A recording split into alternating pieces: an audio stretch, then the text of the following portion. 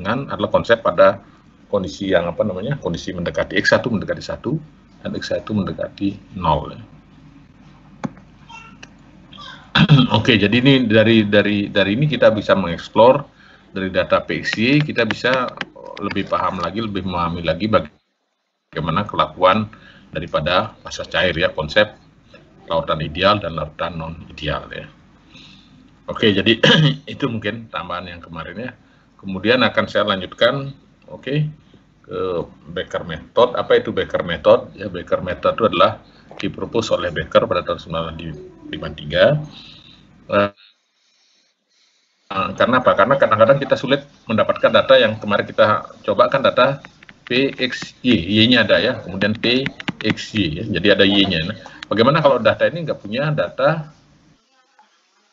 ini data apa namanya, ini isotermal nih, isobar ya. Kita nggak bisa mendapatkan Y-nya, kita hanya mendapatkan X saja ya. Dengan ini, dengan apa? Dengan Becker Method kita bisa sebenarnya memprediksi Y-nya ya. Jadi ini dari data PX maupun TX ya. Kita bisa akan mencari prediksi Y ya. Kita prediksi Y. Y-nya kita prediksi ya.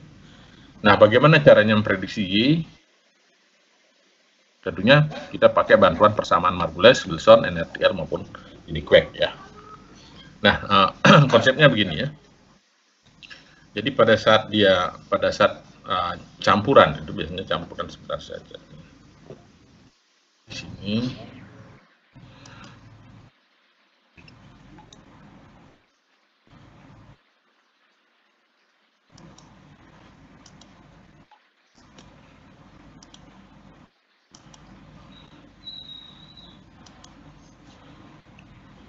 Jadi kalau dalam penelitian biasanya adalah ini adalah bukan angki, di sini ada kecil ya, di sini kasih larutan ya, ini tertutup ya, tutup di sini. Ini ada sensor temperatur, ada sensor tekanan ya. Kemudian awalnya kita kasih banyak X1 0,3 ya. Kemudian kita panasi di sini ya, kita panasi di sini, ada heater di sini. Kita panasi sehingga temperaturnya akan pada saat dia pertama kali terjadi boiling di sini, dia boiling di sini. Tentunya adalah karena lautannya ini, karena yang muap ini sangat kecil, maka kita anggap X1-nya ini adalah tetap 0,3, nggak banyak berubah ya. Mungkin dia berubah 0,001 kita anggap sama. Sehingga di sini adalah kita bisa pakai konsep di sini adalah bubble temperatur ya. Kita bisa mencari bubble temperatur maupun bubble pressure ya. Jadi bagaimana konsep Y-nya ini, nggak perlu, Y-nya ini sedikit sekali ya. Jadi ini adalah menguap di sini, ini adalah uap NV-nya itu mendekati 0, sangat kecil nih. Di sini adalah apa namanya, NV-nya ini ada, ini NL ya, jumlah mol liquid total ya. Jadi mol liquid ini adalah kalau ada dua komponen berarti di sini ada plus N2, di sini juga ada N1 plus N2 yang pada fase vapor, pada fase liquid.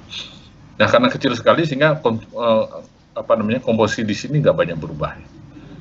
Nah, kemudian kita pakai konsep bubble ya, bubble P ataupun T ya. Kalau ya kalau bubble P apa syaratnya? Kalau bubble itu adalah syaratnya adalah pada saat bubble berarti sigma YI sama dengan 1 ya. Ya, kalau Ju itu sigma XI ya. Kalau kita biner berarti Y1 plus Y2 sama dengan 1. Ya. Nah, kalau kita anggap di sini adalah tekanannya low pressure ya, tekanannya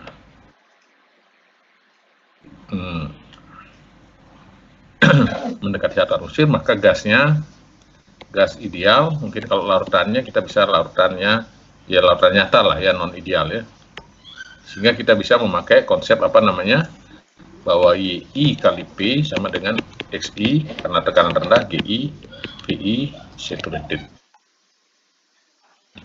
Nah, kalau begini, kalau berarti kalau Y1, Y2 ini adalah berarti sama dengan apa? Y1-nya itu berarti Y1 berarti X1 X1 gamma 1 P1 sat plus X2 gamma 2 P2 sat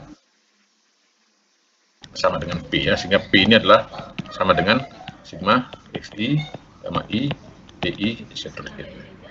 Jadi kita apakah coba kita lihat persamaan ini ya, persamaan ini bahwa P itu adalah sama dengan X1 gamma 1 P1 sat plus X2 gamma 2 P2 sat.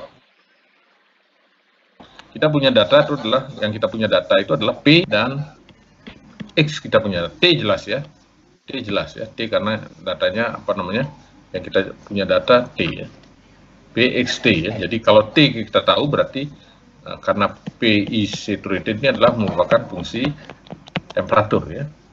Kemudian kita tahu X1, X2-nya tahu, kemudian kita gamma 1 kalau kita pakai persamaan Margulies maupun persamaan Wilson ini adalah merupakan fungsi temperatur, dan X1 kemudian A12 A21 ya. Jadi ininya udah diketahui semua, berarti ini tinggal yang kita nggak diketahui adalah A12 dan A21. Berarti persamaan ini akan menjadi, kalau kita lihat P ini adalah hanya merupakan fungsi T X1 XI ya, A12 A21. Berarti apa? Berarti kalau ini sudah diketahui semua ya, sehingga ini adalah yang nggak diketahui adalah merupakan fungsi A12 dan A21. Berarti kalau kita punya persamaan ini, kalau kalimat, berarti kita hanya butuh minimum 2 persamaan. Kalau kita pakai persamaan NRTL kada alfa, mungkin kita butuh 3 persamaan, atau alfanya ditetapkan mungkin ya, ditetapkan.